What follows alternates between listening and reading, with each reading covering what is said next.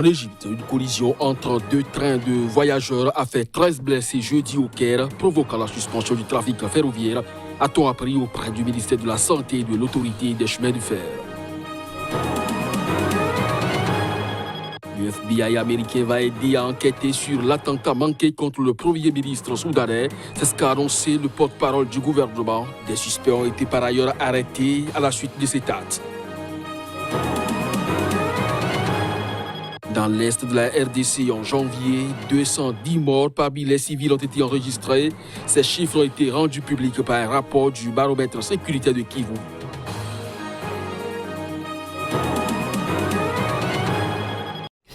Ainsi se présente le sommaire de cette édition. Bonjour à chacun, bonjour à tous et bienvenue. Le FBI américain va aider à enquêter sur l'attentat manqué contre le Premier ministre soudanais. C'est ce qu'a annoncé le porte-parole du gouvernement. Des suspects ont été par ailleurs arrêtés à la suite de cet acte qui a failli coûter la vie à Abdallah Hamdok. Reportage. Le recours à des enquêteurs du FBI s'explique par l'expertise et les techniques dont il dispose dans ce genre d'affaires, a ajouté le ministre de la Communication et de la Culture et de l'Information. Des journaux soudanais citant un communiqué du ministère de l'Intérieur ont précisé que l'équipe du FBI est composée de 3 personnes. Le Conseil de sécurité et de défense soudanais, réuni lundi soir à Khartoum quelques heures après l'attentat, avait décidé de faire appel à des pays étrangers pour aider à l'enquête. Le convoi d'Abdallah Hamdok a été visé lundi matin par une explosion et des tirs d'armes automatiques à Khartoum. Il en est sorti idem selon les autorités. L'attentat n'a pas été revendiqué et le porte-parole du gouvernement s'est contenté de dire mercredi que plusieurs suspects avaient été arrêtés, dont des étrangers. Mardi, le ministère de l'Intérieur a indiqué que l'explosion avait été provoquée par un engin explosif de fabrication artisanale placé au bord de la route. Après la chute du régime de l'ancien président Omar El-Béchir en avril 2019, Abdallah Hamdok a pris en août 2019 la tête d'un gouvernement de transition aux côtés d'un conseil souverain composé de civils et de militaires qui dirigent le pays. Ces 2 instances sont chargées de conduire une transition de 3 ans avec des élections libres à la clé.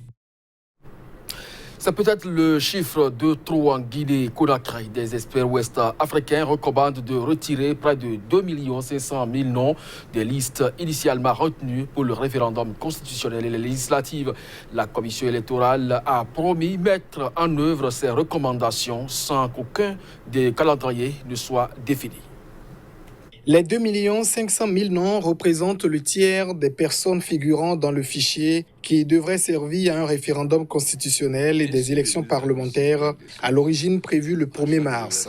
Le pouvoir a reporté sine die ces consultations au dernier moment dans un contexte de forte tension, de vive contestation de la part de l'opposition et de critiques émanant de la communauté internationale. La Guinée est en proie depuis octobre à des manifestations contre l'intention prêtée au président Alpha Condé de briguer un 3e mandat fin 2020. Au moins 31 civils et 1 gendarme ont été tués. L'organisation du référendum sur une nouvelle constitution et son couplage avec les élections législatives reportées à plusieurs reprises devrait servir à Alpha Condé à mener à bien son projet, accuse l'opposition. L'opposition, dénonçant spécifiquement un fichier électoral truqué et disproportionné par rapport à la population du pays, avait décidé de boycotter les scrutins du 1er mars.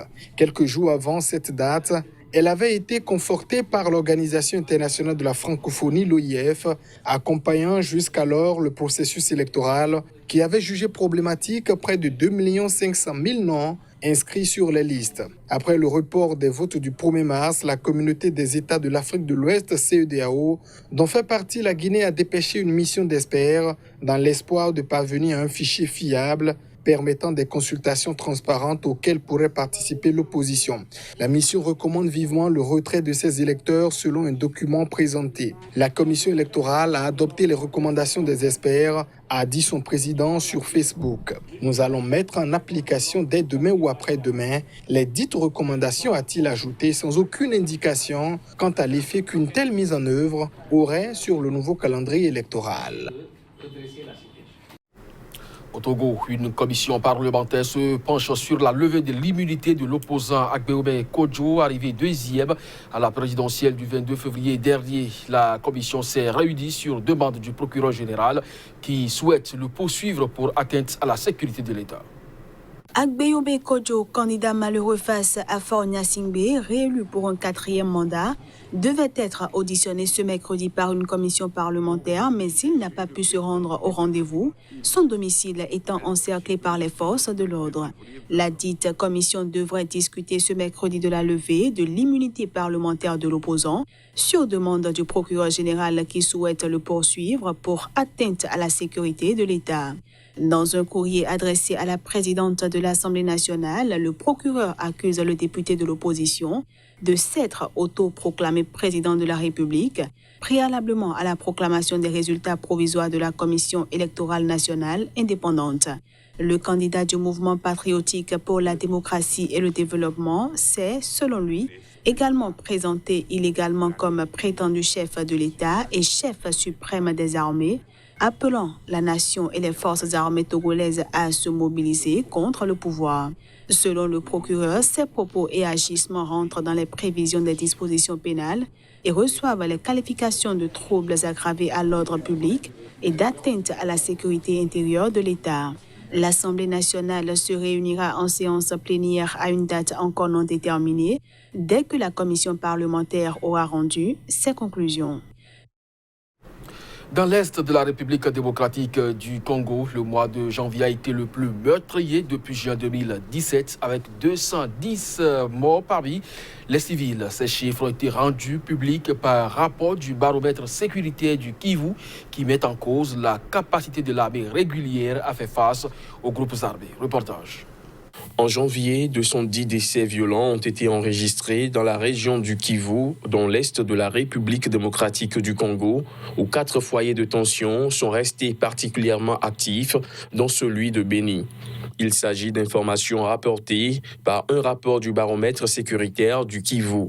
Le baromètre sécuritaire du Kivu est un projet mené conjointement par le groupe d'études sur le Congo de l'Université de New York et par l'ONG de défense des droits humains Human Rights Watch.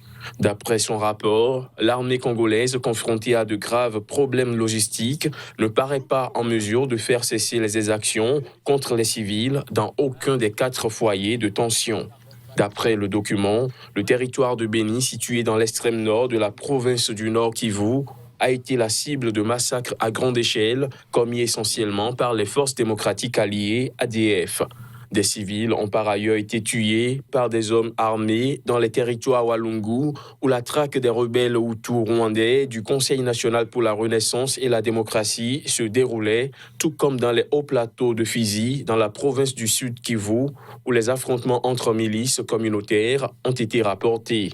À cela s'est ajoutée une nette aggravation des conflits en territoire de Rutshuru entre les groupes armés NDCR et l'armée congolaise d'une part, et les milices Nyatura et les forces démocratiques de libération du Rwanda FDLR de l'autre. Toujours en République démocratique du Congo, un premier cas confirmé du nouveau coronavirus à Kinshasa a été annoncé mardi dernier par les autorités, surtout le ministre congolais de la Santé. Suite à cette annonce, le port de masques s'est multiplié dans la capitale de peur d'être contaminé par le virus.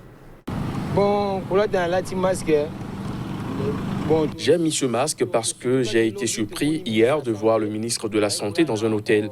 Il était venu prévenir qu'un voyageur avait été diagnostiqué positif au nouveau coronavirus dans cet hôtel.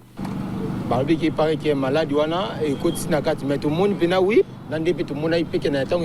avait vu qu'au début de l'épidémie en Chine, l'utilisation des masques médicaux se multipliait, que ce soit sur les marchés, les passants, tout le monde circulait avec des masques. C'est ce qui m'a fait acheter ce masque. Non, je suis en train de sensibiliser ma famille. J'ai acheté d'ailleurs pour toute la famille, mes enfants, et ma femme, et y compris même les voisins. Je les sensibilise. Ils doivent prendre la vie au sérieux. On ne peut rien faire. C'est le virus, c'est un fléau qui contamine tout le monde. Ça n'épargne personne. Voilà pourquoi nous portons cela. En Égypte, une collision entre 2 trains de voyageurs a fait 13 blessés jeudi au Caire. provoquant la suspension du trafic ferroviaire à temps après auprès du ministère de la Santé et de l'autorité des chemins de fer. L'accident survenu en fin d'après-midi a fait 13 blessés, aucun mort, et les blessés légers ont été transportés dans les différents hôpitaux de la capitale, a annoncé le ministère dans un communiqué. L'autorité des chemins de fer a annoncé pour sa part dans un communiqué, peu après l'accident, la suspension du trafic ferroviaire dans tout le pays.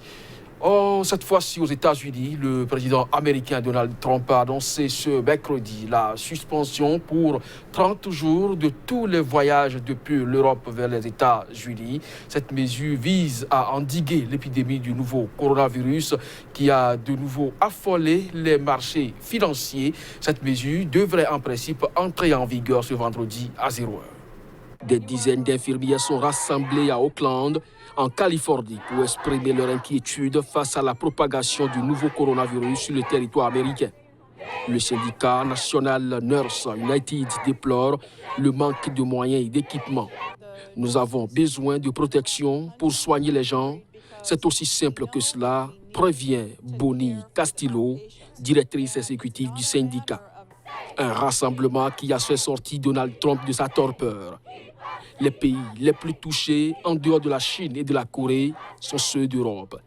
Pour empêcher de nouveaux cas de pénétrer dans notre pays, nous allons suspendre tous les voyages en provenance d'Europe vers les États-Unis pour les 30 prochains jours. Ces restrictions pourront être ajustées en fonction des conditions sur le terrain et il y aura des exceptions pour les Américains qui se seront soumis aux examens appropriés. Aux yeux du monde, Donald Trump minimise et humilie à la fois l'Europe, la jugeant incapable de répondre efficacement face à l'épidémie.